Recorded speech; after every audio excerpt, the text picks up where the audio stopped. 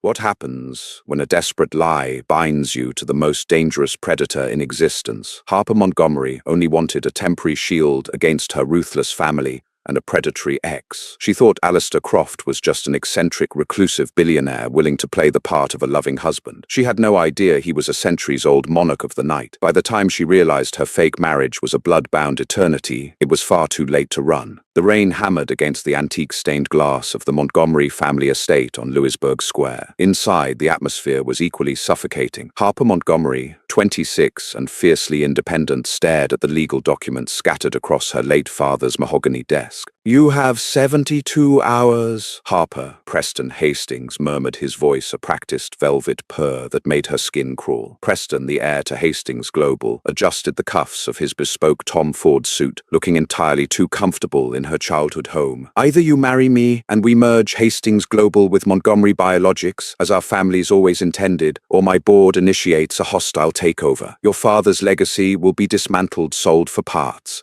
and your beloved research department will be gutted."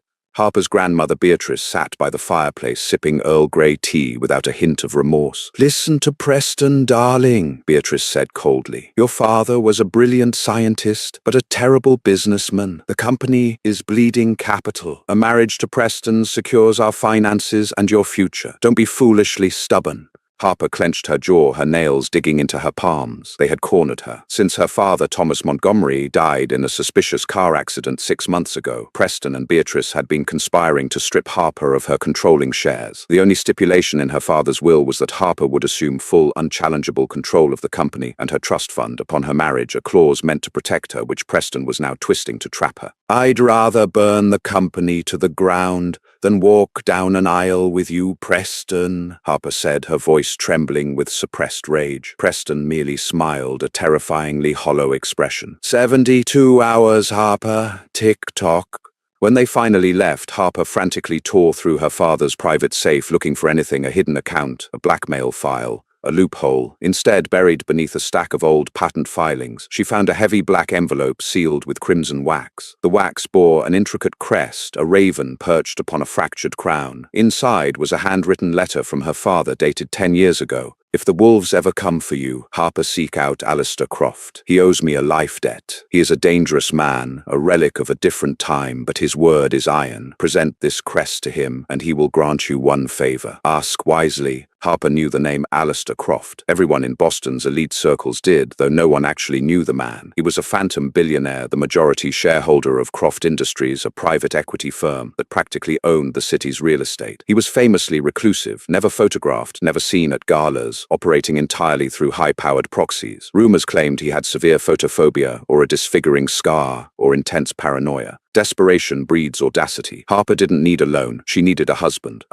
more powerful than Preston Hastings, who could trigger the clause in her father's will and immediately step away, leaving her in control. The next evening, Harper bypassed the sleek reception of Croft Tower in downtown Boston. Using the crest as her father instructed, she was immediately escorted by silent, unnervingly pale security personnel to a private express elevator that shot up to the penthouse level. The doors opened into an immaculate, sprawling office that looked less like a corporate boardroom and more like a modern Gothic cathedral. Black marble floors reflected the city lights. Heavy UV-blocking smart glass windows shielded the room from the dying embers of the sunset. Sitting behind a massive desk of petrified wood was Alistair Croft. Harper's breath hitched in her throat. The rumors of disfigurement were laughably wrong. Alistair was devastatingly handsome, with high, aristocratic cheekbones, midnight dark hair, swept back flawlessly, and a bespoke charcoal suit that looked sculpted to his broad shoulders. But it was his eyes that froze her in place. They were a piercing, luminescent silver, fixed upon her with the terrifying intensity of a predator assessing its prey. He sat perfectly still, not a twitch, not even the subtle rise and fall of a breathing chest. "Thomas Montgomery's daughter," Alistair said. His voice was a rich, dark baritone that seemed to vibrate in the floorboards. "I wondered if you would ever use the token." Harper forced herself to walk forward, placing the wax-sealed envelope on his desk. "My father said you owed him a life debt. I am here to collect." Alistair leaned back, steepling his long, pale fingers. "Your father saved me from a significant inconvenience many years ago. I do not forget my debts. Name your price, Harper." "I need a husband," she blurted out, abandoning all tact. Alistair's silver eyes flared with a sudden, dangerous amusement. "Pardon?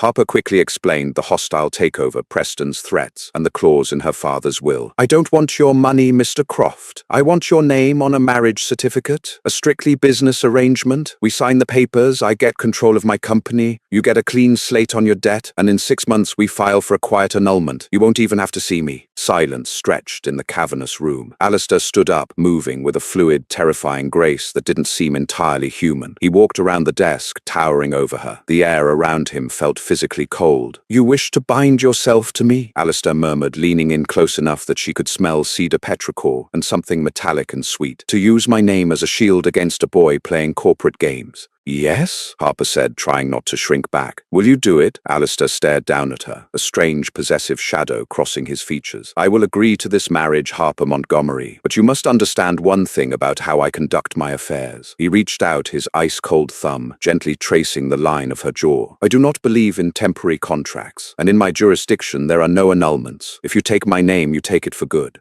Harper, thinking he was merely referring to his pristine public reputation, nodded eagerly. Fine, we stay legally married, but we live separate lives. A sinister, heartbreakingly beautiful smile curved his lips. We have a deal, little bird. The following 48 hours were a whirlwind of bizarre, hyper-efficient preparations. Preston had barely registered Harper's absence before she was swept into Alistair's hidden world. The legal arrangements were handled by Alistair's chief counsel, Geneviève Dubois, a striking, severe woman with raven hair and the same unnerving stillness as her employer. They met at midnight in the Croft Tower. Geneviève slid a heavy parchment document across the table. It wasn't standard legal paper. It felt like vellum, thick and ancient. The terms of the union, Geneviève said, her French accent thick and centuries old. Harper skimmed the document. The language was incredibly archaic. There was no mention of alimony asset division or standard prenuptial clauses. Instead, it was filled with terrifyingly poetic jargon, sanguine binding, eternal fealty, perpetuity of the soul, absolute dominion. This reads more like a medieval vassal treaty than a marriage license, Harper joked nervously, pen hovering over the signature line. Geneviève did not smile. Mr. Croft is a traditionalist. He requires absolute loyalty from those within his inner circle. If you find the terms disagreeable,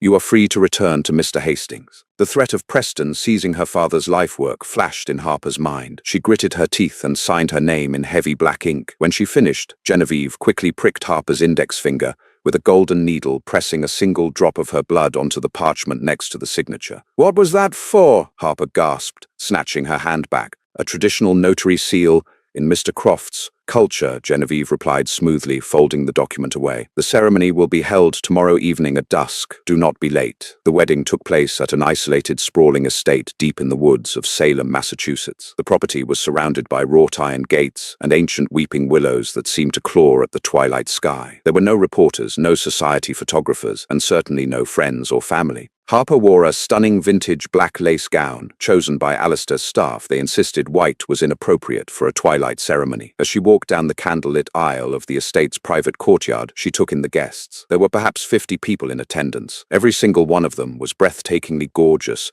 impeccably dressed, and radiating an aura of predatory danger. They watched her in absolute predatory silence. Alistair waited for her at the altar beneath an archway of dead, twisted black roses. He looked like a dark god, his silver eyes fixed on her with a hunger that made Harper's heart hammer frantically against her ribs. The efficient and ancient-looking man with blind, milky eyes spoke entirely in a rolling, guttural language Harper didn't recognize. Latin, Sumerian, she couldn't tell. When it came time for the vows, Alistair took her hands. His skin was like marble, freezing to the touch. I, Alistair Croft, take you, Harper Montgomery, as my queen, he said, his voice echoing in the silent courtyard. Queen Harper thought, confused. To shield you from the sun, to hunt your enemies, and to bind your life to mine until the end of all days. Harper stumbled through the vows Geneviève had handed her earlier. I, Harper Montgomery, take you, Alistair Croft, as my king, to offer my absolute fealty, to share my life force, and to stand beside you in the shadows.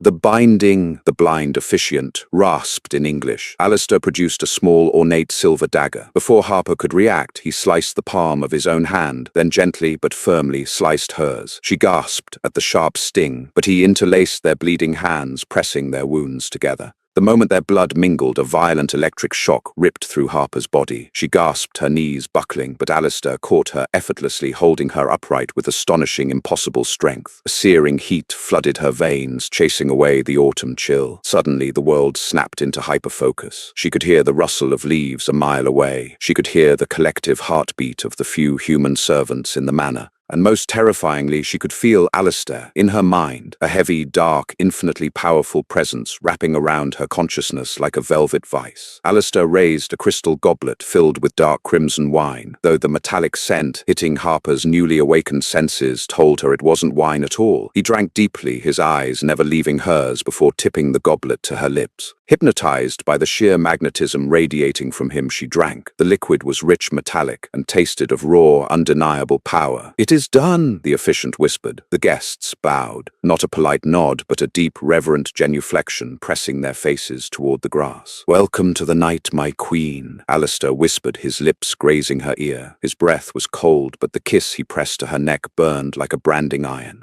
The drive back to Boston was shrouded in suffocating silence. Harper sat rigidly in the back of the armored Maybach, her mind racing, trying to rationalize what had just happened. The blood, the bizarre physical reactions, the way the guests had bowed to him. She rubbed her chest, trying to massage away the strange, heavy warmth that pulsed there, a warmth that thrummed in perfect, terrifying synchronization with Alistair's silent demeanor beside her. "Preston's lawyers will receive the marriage certificate in the morning," Alistair said smoothly, staring out of the tinted window at the passing city lights. "By noon he will realize that any attempt to touch Montgomery Biologics will be met with the full, devastating weight of Croft Industries. He will never bother you again."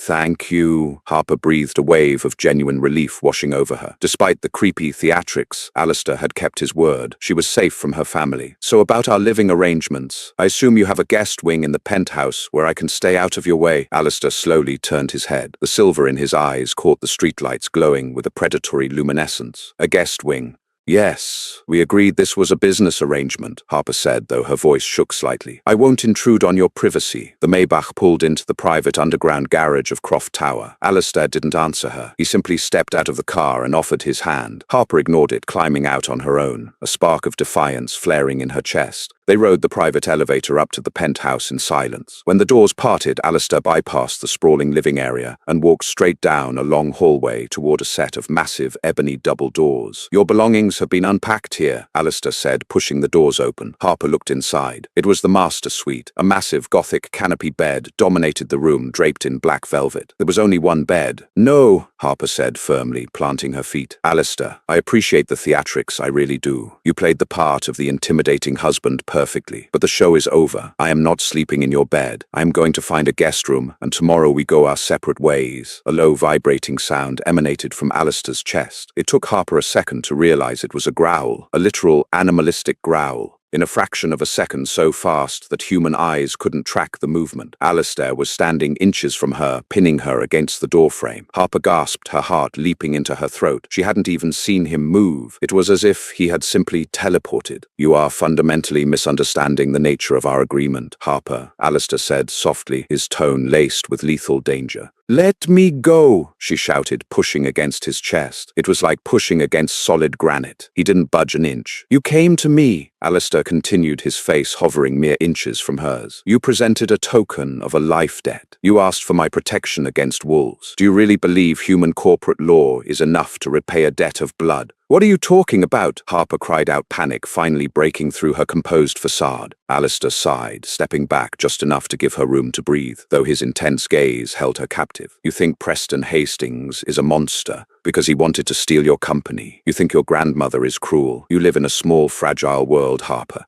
He raised his hand. Without a word, he grabbed the heavy, solid brass handle of the bedroom door and squeezed. Harper watched in absolute horror as the thick metal groaned, warped, and crushed like a piece of tin foil in his grip. He tossed the mangled metal aside. "I am not an eccentric billionaire playing dress-up," Alistair stated, his voice devoid of any human warmth. "I am the sovereign of the Obsidian Syndicate. I am the apex predator of this continent. You read the contract. You swore the vow. You drank the blood." Harper felt the blood drain from her face. "Vampire," she whispered the word, sounding ridiculous to her own ears, yet aligning perfectly with every terrifying thing she had witnessed tonight. You're a vampire." Alistair smiled, and this time he didn't hide it. His lips parted, revealing a set of gleaming razor-sharp fangs that elongated against his bottom lip. "And you, Harper," he whispered, leaning down to press a chillingly possessive kiss against the frantic pulse point on her neck, "are now the queen of the damned. You asked for a husband to save you from your family, but kings do not play pretend. Our marriage is bound by blood etched into your very soul. You belong to me now, for eternity." Harper's world spun. She had outsmarted Preston Hastings only to walk willingly into the eternal cage of a monster who took the phrase, "till death do us part," as a mere starting point. Harper Montgomery woke to the sensation of ice and silk. She was tangled in the heavy black velvet duvet of the master bed in the Croft Tower penthouse. The memories of the previous night, the blood-bound contract, the twilight ceremony in Salem, the terrifying revelation of Alistair Croft's true nature crashed over her like a tidal wave. She shot up her heart, hammering against her ribs, scanning the cavernous room. She was alone.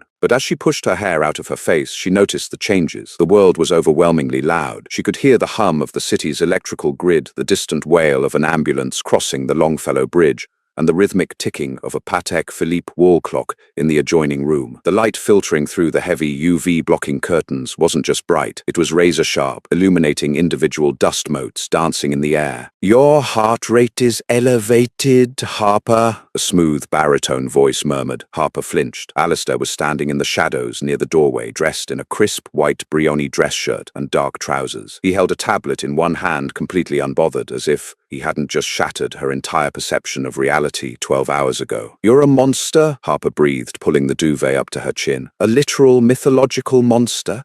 Alistair set the tablet down on a glass console table, his expression unreadable. "I prefer the term apex predator. Monsters are mindless beasts driven by base instincts. I am a monarch driven by order, and currently my order is ensuring your corporate interests are secure." He walked toward the bed, his movements so impossibly fluid they looked like a cinematic special effect. "Look at the screen." Harper hesitated before reaching for the tablet. It was open to the Bloomberg Financial Terminal app. The ticker for Hastings Global was flashing a violent red. Their stock had plummeted by 42% at the opening bell. "What did you do?" she gasped, scrolling through the financial news. Hastings Global had significant leverage tied up in offshore shell companies, Alistair explained calmly, adjusting his cuffs. Croft Industries simply called in a few markers, orchestrated a massive short sell through Goldman Sachs, and leaked a dossier of Preston's illegal wire transfers to the SEC. By noon, Preston Hastings will be fighting federal indictments. He will not have the capital nor the freedom to mount a hostile takeover of Montgomery Biologics.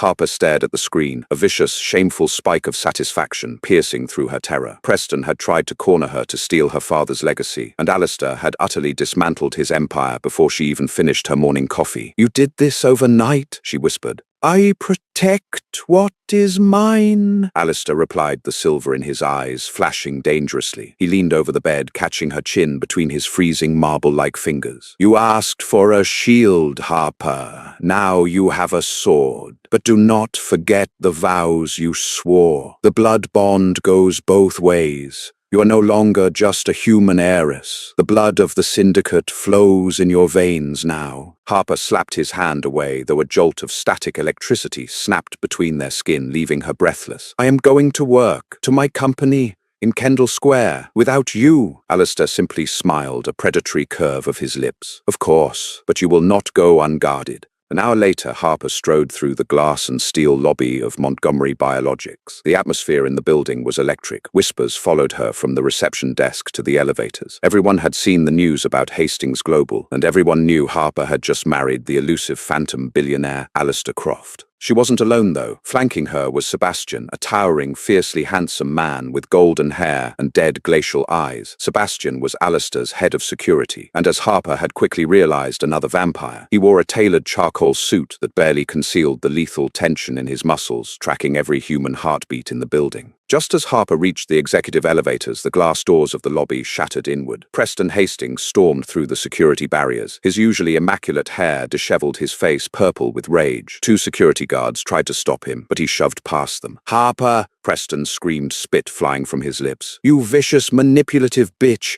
You did this! You gave Croft the offshore files!" Sebastian stepped smoothly in front of Harper, his hand resting lightly inside his jacket. "Mr. Hastings, take one more step and I will sever your spinal cord." Preston laughed manically, pulling a sleek matte black handgun from his coat and aiming it directly at Harper. "My company is ruined. My life is over because of you."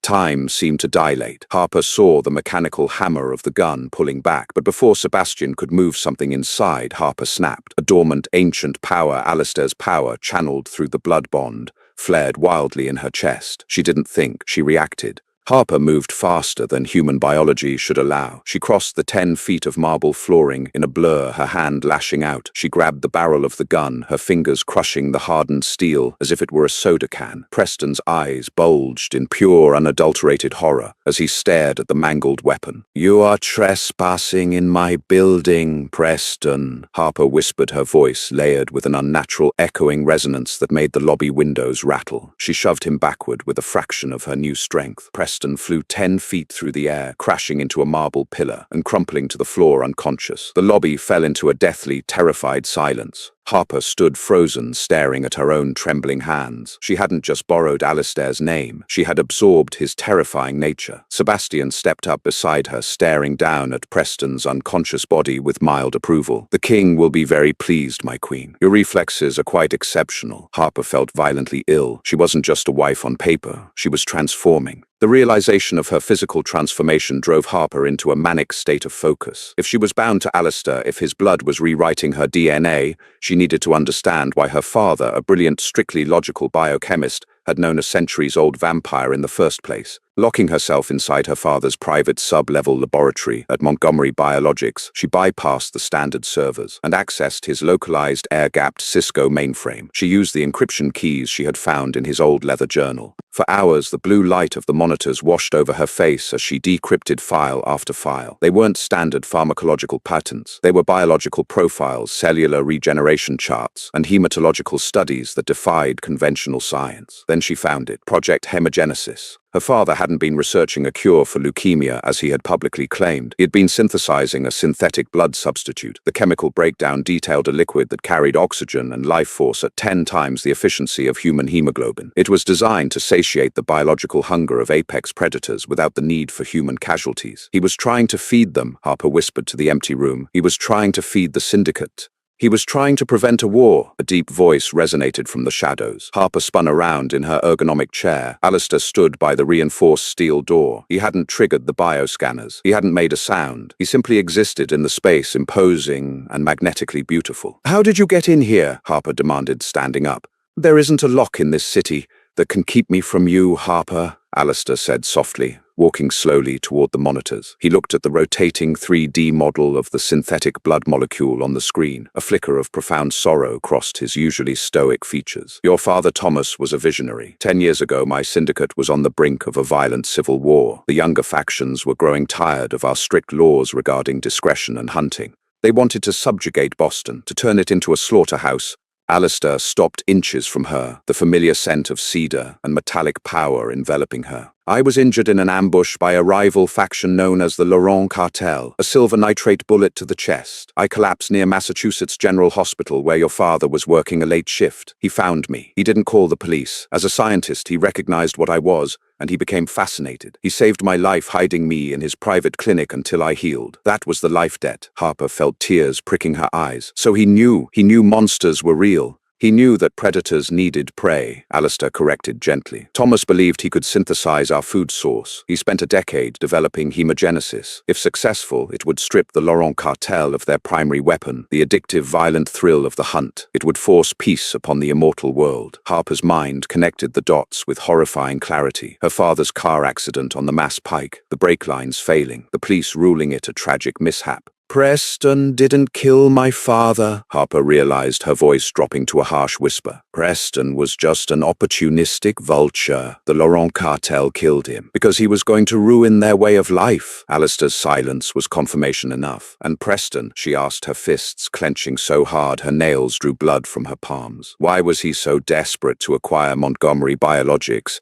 "Arthur Laurent, the head of the cartel, has been funding Hastings Global through blind trusts," Alistair explained. "They couldn't breach your father's secure servers to destroy the hemogenesis formula, so they decided to buy the company outright. and dismantle the research division legally. When you refused to sell, they pressured Preston to force a marriage. Harper felt the floor drop out from beneath her. Everything, her father's death, Preston's relentless harassment, her grandmother's cruel ultimatums, had been orchestrated by ancient bloodthirsty parasites fighting a shadow war. She looked up at Alistair. For the first time, she didn't see a monster holding her captive. She saw the only being on Earth powerful enough to help her exact vengeance.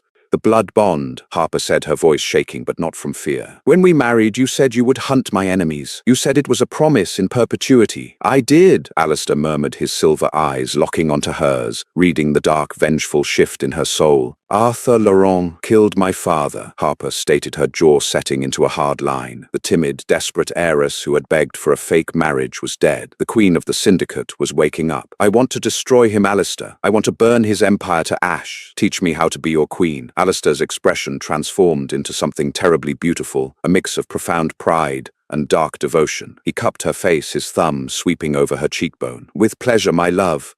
The syndicate's autumnal equinox gala was an event whispered about only in the darkest, most exclusive echelons of global high society. This year it was held at the Boston Public Library, a sprawling architectural masterpiece of Renaissance revival design. The syndicate had rented the entire building through a web of shell corporations cloaking the surrounding blocks of Copley Square in an unnatural heavy fog to deter tourists and human law enforcement. Inside the Bates Hall reading room, the long oak tables had been removed, replaced by a black marble dance floor and towering arrangements of blood-red orchids. The room was packed with the most dangerous creatures on the eastern seaboard. They were masquerading as hedge fund managers, Sotheby's art directors, and European royalty, draped in Cartier diamonds and bespoke silks. At the top of the grand staircase, Alistair stood beside Harper, overlooking the room. Harper wore a breathtaking, backless Alexander McQueen gown made of midnight blue velvet that pooled around her feet like liquid shadow. At her throat rested a heavy, antique diamond choker, the physical symbol of her status as the syndicate queen. They are waiting for weakness, Alistair murmured, his hand resting possessively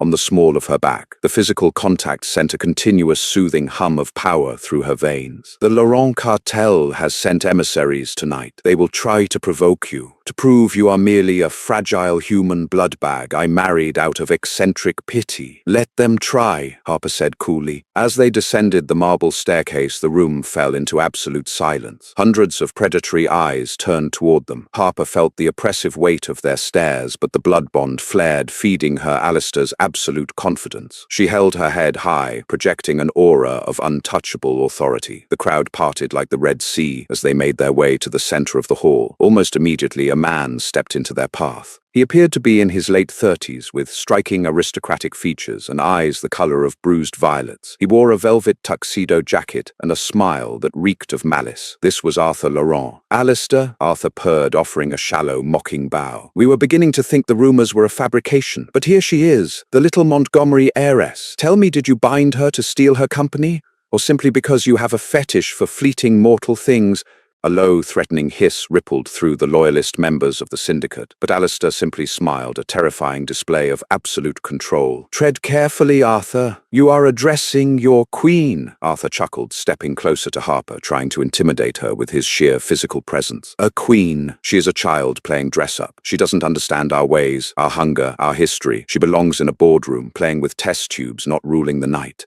Harper didn't flinch. She stepped forward, closing the distance between herself and the ancient vampire, tilting her head, as if studying a fascinating, insignificant insect. I may be a child in your eyes, Arthur, Harper said, her voice carrying flawlessly across the silent hall. But my test tubes, as you call them, seem to frighten you a great deal. Enough for you to orchestrate the murder of a brilliant scientist. Enough for you to hide behind a pathetic human pawn like Preston Hastings. You fear the future. You fear hemogenesis. Arthur's smug smile vanished instantly. A collective gasp echoed through the room. The existence of the synthetic blood project was a heavily guarded secret. By speaking it aloud, Harper had just shifted the power dynamic of the entire room. You know nothing, little girl? Arthur snarled, his fangs dropping in a sudden breach of protocol, his violet eyes flashing with lethal intent. I know that your supply lines in New York are failing, Harper countered seamlessly, leaning in closer. I know that my father's formula is complete, and I know that as the controlling shareholder of Montgomery Biologics, I am going to mass produce it. You will either adapt to the new world, Arthur, or you will starve." Arthur let out a feral roar. He lunged at Harper, his claws extending, aiming to rip her throat out in front of the entire assembly. He never made it. Before Arthur could cross the final inch, Alistair moved. The king did not use grace this time. He used brutal, overwhelming violence. Alistair's hand shot out, wrapping around Arthur's throat with the force of an industrial vice. He lifted the cartel leader completely off the floor. Arthur thrashed wildly, clawing at Alistair's arm, but his strikes bounced off Alistair's flesh like rain on steel. "You broke the peace of the equinox." Alistair's voice echoed like thunder through the library, vibrating with demonic power. "You insulted my queen, and you orchestrated the death of the man who saved my life." Alistair didn't monologue further. With a sickening, echoing crack, he twisted his wrist, severing Arthur Laurent's cervical spine. He casually tossed the twitching, paralyzed vampire down the grand staircase, where he crumpled in a pathetic heap at the bottom. "Take out the trash," Alistair commanded. Sebastian and 3 other syndicate guards immediately dragged Arthur away to face the final sun. The entire hall dropped to their knees in absolute submission. The cartel loyalists, terrified by the instantaneous brutal display of power, bowed their heads to the marble floor. Alistair turned to Harper. The feral, violent energy radiating from him was intoxicating. He breathed heavily, his silver eyes blazing with dark adoration. He held out his hand. Harper looked at the bowing monsters, then at the king, who had just executed his oldest rival to avenge her father's death. The fear that had plagued her for weeks vanished entirely, replaced by a profound, twisted sense of belonging. She placed her hand in Alistair's. "Are you unharmed, my queen?" he asked, his voice softening only for her. "I have never been better, my king," Harper whispered. She pulled him down by his bruni lapels, pressing her lips to his, in a bruising, claiming kiss in front of the entire underworld. The desperate deal was over. The reign of Harper Croft had begun. The execution of Arthur Laurent at the Boston Public Library sent seismic shockwaves through the supernatural underworld. Within 24 hours, the financial markets mirrored the chaos of the immortal realm. Under Harper's direct command, Croft Industries initiated a brutal, systematic dismantling of every legitimate business front tied to the Laurent cartel. Shell companies were liquidated, offshore accounts in the Cayman Islands were mysteriously drained, and luxury real estate holdings from Manhattan to Monaco were seized by dummy corporations traced back to Alistair's inner circle. Harper sat at the head of the massive petrified wood conference table in the Croft Tower penthouse. The room was bathed in the cool blue light of dawn, filtering through the UV-resistant glass. She was clad in a tailored Chanel tweed suit, looking every inch the ruthless CEO, but the subtle, predatory stillness in her posture was entirely new. The blood bond was changing her, refining her human frailties into something sharper, colder, and infinitely more dangerous. Alistair stood by the floor-to-ceiling windows, staring out at the Boston skyline. He wore a charcoal Tom Ford turtleneck that accentuated the broad, statuesque lines of his shoulders. Even completely motionless, he radiated a lethal magnetic energy that made Harper's pulse thrum a heavy, synchronized rhythm. "Arthur is dead, but the cartel is not," Genevieve Dubois announced, gliding into the room with an armful of encrypted iPad Pro tablets. She slid one across the polished wood to Harper. "Arthur's younger sister, Victoria Laurent, has assumed control of the remaining factions, and she is not as subtle as her brother. She is a creature of pure, unadulterated vengeance." Harper tapped the screen, her newly enhanced eyes tracking the data at superhuman speed. "She's targeting our supply chains," Harper noted, her brow furrowing. "Montgomery Biologics relies on a highly specific synthetic polymer, manufactured in a facility outside of Providence. The facility was hit last night. Industrial sabotage. They burned the production floor to ash. Victoria knows she cannot challenge Alistair in single combat," Sebastian added, leaning against the doorway. "So she is attacking the Queen's human assets. She wants to stall the mass production of hemogenesis. If the formula is delayed, the Syndicate elders might lose faith in your promise to feed them." Alistair turned away from the window, his silver eyes locking onto Harper. "I can dispatch my Praetorian Guard to eradicate her remaining nests in New York. A direct, violent purge." "No," Harper said, her voice cutting through the room with absolute authority. Genevieve and Sebastian both blinked, momentarily stunned that a human, even a bonded one, would interrupt the king of the Obsidian Syndicate. But Alistair merely tilted his head, a faint, proud smile ghosting across his lips. "A direct purge proves we are rattled," Harper explained, standing up and pacing the length of the room. "It turns Victoria into a martyr for the traditionalists who still want to hunt humans. We need to beat her at her own game. We need to humiliate her. And how do you propose we do that, my queen?" Alistair asked, his voice a low, vibrating purr that sent a shiver down Harper's spine. We don't just secure the Providence supply chain, we buy the entire global patent for the polymer, Harper said, her mind working at a terrifying, brilliant pace. I want Croft Industries to acquire Apex Chemicals before the markets open tomorrow. But more importantly, we need a public display of power. Where is Victoria currently hiding? She has commandeered the penthouse suite at the Waldorf Astoria in New York, Genevieve replied. Surrounded by heavily armed mercenaries, both human and immortal. Harper stopped pacing and looked directly at Alistair. Then we are going to New York. We are going to walk into the Waldorf right past her guards, and I am going to make her an offer she cannot refuse. I will force her to sign a peace treaty in front of the syndicate elders. We crush her spirit before we crush her empire. Alistair crossed the room in a blur, stopping inches from Harper. He reached out his cool fingers, tucking a stray lock of hair behind her ear. You are playing a dangerous game, little bird. New York is neutral territory, but Victoria will try to kill you the moment you step off the elevator. She can try, Harper whispered, stepping into his space, inhaling the intoxicating scent of cedar and ozone. But I have the most dangerous predator on Earth as my husband. I am not afraid. The journey to Manhattan was executed with military precision. They took Alistair's private Gulfstream G650 landing at Teterboro Airport under the cover of night. From there, a motorcade of armored Rolls-Royce Phantoms escorted them into the heart of the city. The atmosphere inside the Waldorf Astoria was suffocatingly tense. The lobby had been cleared of human guests, replaced by syndicate elders draped in archaic finery, waiting to see if the newly crowned queen could actually wield the power she claimed. When the elevator doors opened on the penthouse level, the air was thick with the copper scent of blood. Victoria Laurent's guards, a dozen massive, feral-looking vampires, bared their fangs as Harper and Alistair stepped into the lavish foyer. Victoria sat on a velvet chaise lounge, sipping from a crystal goblet. She was terrifyingly beautiful, with the same violet eyes as her late brother, but her face was twisted into a mask of pure hatred. "You have a death wish, human," Victoria hissed, standing up. "You think you can walk into my stronghold? Your blood bond will not save you when I rip your heart from your chest." Before Victoria's guards could twitch, Alistair unleashed a fraction of his aura. It wasn't a physical attack, it was a manifestation of pure, crushing, telekinetic pressure. The heavy mahogany doors cracked, the crystal chandeliers shattered into a million pieces, and every single guard dropped to their knees, gasping as the invisible weight forced them into the carpet. Alistair didn't even raise his hand. He simply stared at them, his eyes glowing like dying stars. "You will kneel when your queen approaches," he commanded, a voice that sounded like grinding tectonic plates. Harper walked past the paralyzed guards, her Christian Louboutin heels clicking sharply against the marble floor, until she stood toe-to-toe with Victoria. She dropped a thick, leather-bound contract onto a glass table. "This is a total surrender document," Harper said coldly. "You will sign over the remaining Laurent assets to Montgomery Biologics. You will publicly endorse hemogenesis. In exchange, I will allow you and your loyalists to live in exile in Eastern Europe. You will have synthetic blood shipped to you weekly. You will never hunt a human again." Victoria spat at Harper's feet. "I would rather burn in the sun." "That can be arranged," Harper replied without missing a beat. "But if you sign this, you survive. Your brother was too proud to adapt, and now he is ash on the library floor. I am giving you a choice, Victoria. Evolution or extinction." Victoria looked at Alistair, who stood perfectly still, exuding the promise of agonizing death. Then she looked at the terrified faces of her surviving guards. With shaking hands, she picked up a fountain pen and signed her name in blood across the parchment.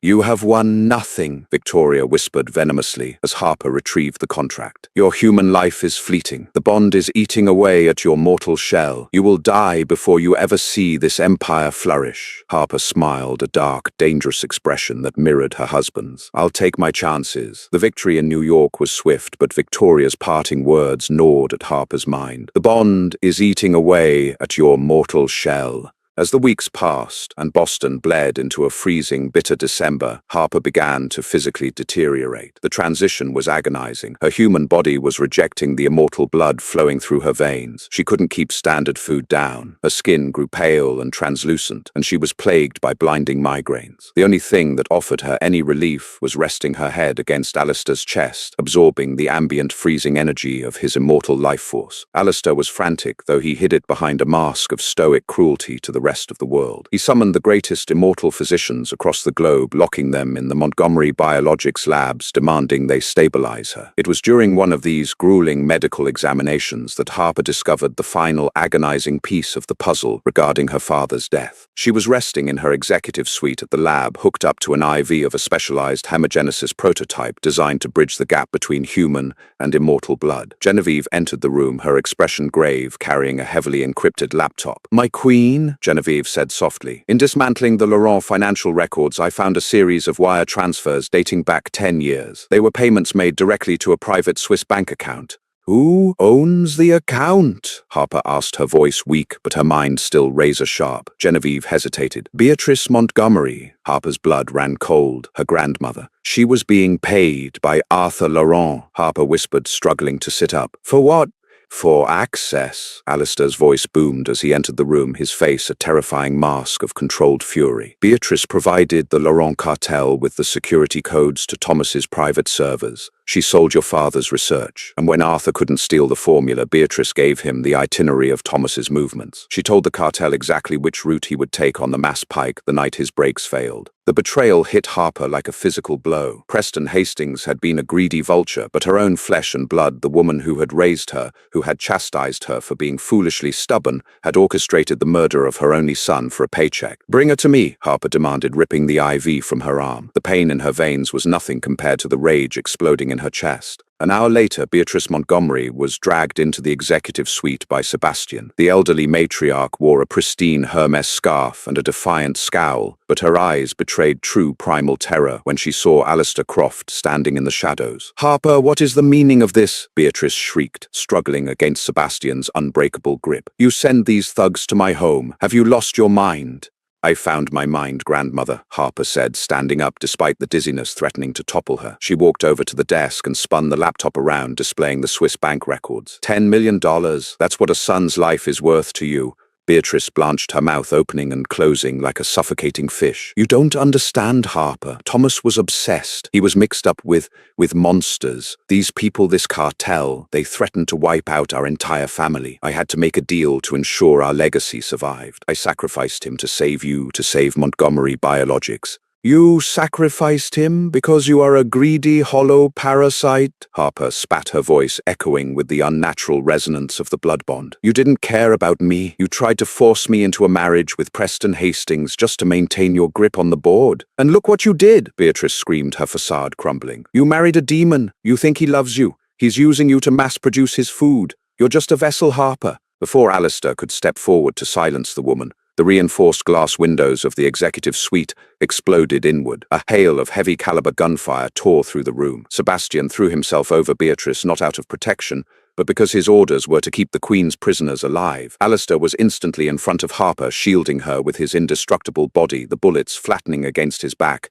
and tearing through his bespoke suit. Through the shattered glass and the billowing smoke, a figure leaped into the room from the adjacent rooftop. It was Preston Hastings. But he was no longer human. His eyes were completely black, his skin stretched taut over his cheekbones in a grotesque parody of immortality. He moved with a jerky, hyper-aggressive speed, the hallmark of a freshly turned, starved fledgling. Victoria Laurent had not fled to Eastern Europe. She had stayed behind, turned Preston into a rabid weapon, and sent him on a suicide mission. "You ruined me!" Preston shrieked, his voice distorted into a demonic double tone. He didn't have a weapon. His hands were twisted into lethal, bone-white claws. Alistair stepped forward to intercept, but two more feral fledglings crashed through the ceiling vents, dropping directly onto the king. They were suicide fodder, meant only to distract Alistair for a few crucial seconds. Preston lunged past the melee, zeroing in on Harper. Harper tried to dodge, her enhanced reflexes flaring, but her mortal body was too degraded by the transition. Her knees buckled at the exact wrong moment. Preston's claws slammed into her abdomen, tearing through her silk blouse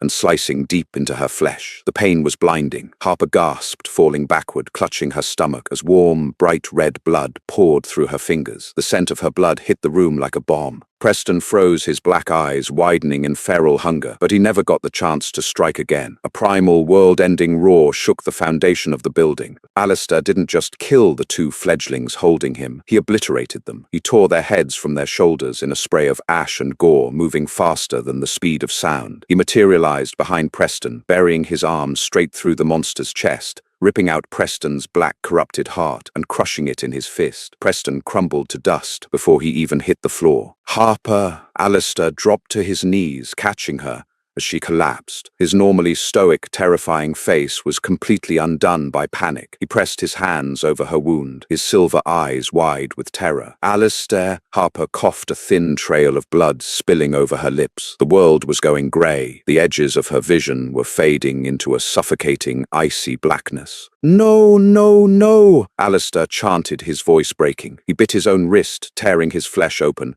and pressed it to her mouth. "Drink, drink, my love, you must heal." Harper tried to swallow, but her body had completely shut down. The human organs were failing. The transition had pushed her to the brink, and the massive trauma had tipped her over the edge. Her heart gave a weak final stutter, and then the rhythm stopped. Harper, Alistair's scream, was a sound of absolute devastation, a sound that would haunt the nightmares of everyone who heard it for a millennia. In the corner of the ruined room, Beatrice watched in absolute horror as the immortal king clutched the lifeless body of her granddaughter, sobbing blood tears into her hair. Death, Harper discovered, was not a peaceful sleep. It was a suffocating, violent void, a state of being suspended in absolute cold. But then the fire returned. It didn't start in her chest, it started in her soul, a searing, unyielding heat that tasted of ancient power, of thunder, and of absolute dominion. She heard a heartbeat, slow and deafeningly loud. It wasn't hers, it was Alistair's. "Come back to me, my queen," a voice demanded, echoing through the abyss. "I defy the darkness. I defy death. You are bound to me. Wake up." Harper's eyes snapped open. She inhaled sharply, her lungs filling not with air, but with an electric, overwhelming vitality. She shot up her hands, gripping the edges of a massive black marble altar. She wasn't in the laboratory anymore. She was deep underground in the ancient subterranean crypts beneath Croft Tower. Alistair was standing beside the altar, his shirt discarded, his chest heaving. A jagged, terrible scar, fresh and unhealed, slashed across his heart. Harper looked down at herself. The fatal wound on her abdomen was gone, replaced by flawless porcelain skin. She felt entirely different. The agonizing sickness of the past few weeks had vanished. She felt light, indestructible, and vibrating with an impossible amount of power. She looked at Alistair, and her newly awakened immortal eyes saw everything. She saw the violent, swirling aura of his power, deeply intertwined with a profound, consuming love for her. "What did you do?" Harper whispered. Her voice was like crushed velvet, melodic and dangerous. "The human blood could not sustain the bond," Alistair said, his voice ragged, falling to his knees beside the altar. He took her hand, pressing it to his face. "When your heart stopped, I had to sever the mortal tie completely. I drained the last drop of human blood from your veins, and I gave you the purest essence of my own life force, the blood straight from my heart, the true immortal gift." Harper swung her legs over the altar, moving with a terrifying liquid grace. She didn't feel fear. She didn't feel horror. She felt absolute euphoric clarity. She reached out, tracing the fresh scar over Alistair's chest. "You gave me your heart," she murmured. "It was yours the moment you walked into my office, demanding a husband," Alistair confessed, looking up at her with raw, unfiltered devotion. "You are no longer a mortal shielded by my name, Harper. You are a true immortal, my equal in every way." Harper closed her eyes, letting the senses of the city wash over her. She could hear the pulse of millions of humans above them. She could hear the terrified, frantic whispers of the syndicate elders, pacing in the penthouse, waiting to see if their king had lost his mind. And she could hear one specific heartbeat hundreds of miles away, hiding in the shadows of an abandoned shipyard in Boston Harbor, Victoria Laurent. Harper opened her eyes. They were no longer the soft hazel of her human life. They burned with a luminescent, terrifying silver, an exact mirror of Alistair's. "She is in the harbor," Harper stated, her voice devoid of mercy. Alistair smiled, a dark, immensely proud expression. He stood up, offering her his hand. "Shall we finish this, my queen?" "Yes," Harper replied, taking his hand. "But I will handle Victoria. You can watch."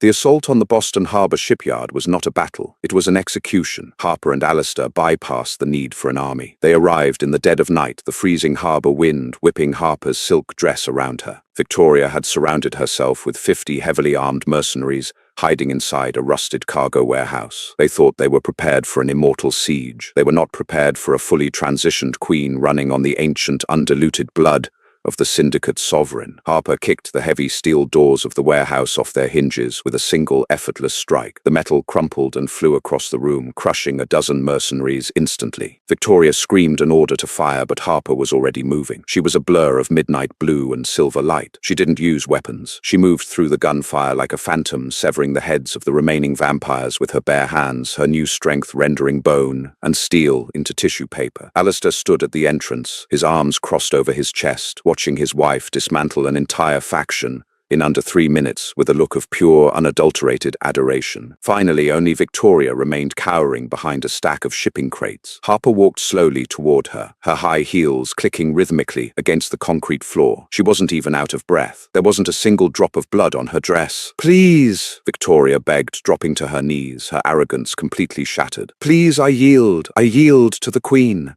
Harper looked down at the woman who had caused so much suffering, the woman who had turned Preston into a rabid dog and nearly cost Harper her life. "You had your chance to yield in New York, Victoria," Harper said coldly, "but you chose treason. And in my kingdom, treason is only paid with one currency." Harper reached down, grabbed Victoria by the throat, and lifted her into the air. With a swift, merciless motion, she ripped Victoria's head from her shoulders, ending the Laurent cartel once and for all. She dropped the remains, turning back to look at Alistair. The king walked forward, his boots crunching on the ash of his enemies. He wrapped his arms around her waist, pulling her flush against his chest, completely unbothered by the carnage surrounding them. "Magnificent," Alistair whispered, leaning down to press a deep, searing kiss against her lips. "The elders will never question you again. Montgomery Biologics is safe. Your father is avenged. The world is yours." Harper rested her head against his chest, listening to the powerful, slow rhythm of his immortal heart. She had started this journey as a desperate, cornered human, begging a monster to act as a shield against her ruthless family. She had thought she was walking into a temporary, sterile business arrangement. Instead, she had walked into an eternity of dark devotion. She had lost her humanity, only to gain a kingdom, an empire of the night, and a king who would burn the world to ashes just to keep her warm. "As for Beatrice," Harper murmured against his collarbone, the thought of her grandmother returning. "Genevieve has already arranged it," Alistair replied smoothly. "Her accounts have been frozen. The estate has been seized by Croft Industries. She will spend the rest of her mortal days in a state-run facility, penniless and utterly forgotten." Harper smiled, a genuine, terrifying expression of pure power. "Good."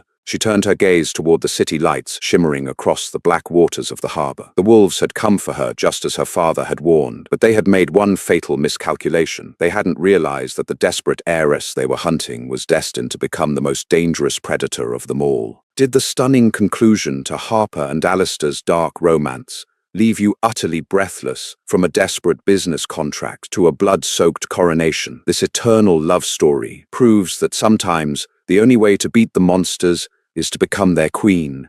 If you loved this dramatic, twist-filled vampire saga, be sure to smash that like button, share this video with your fellow fantasy romance addicts, and subscribe to our channel for more thrilling, original stories. Leave a comment below telling us what your favorite twist was, and don't forget to turn on notifications so you never miss an upload.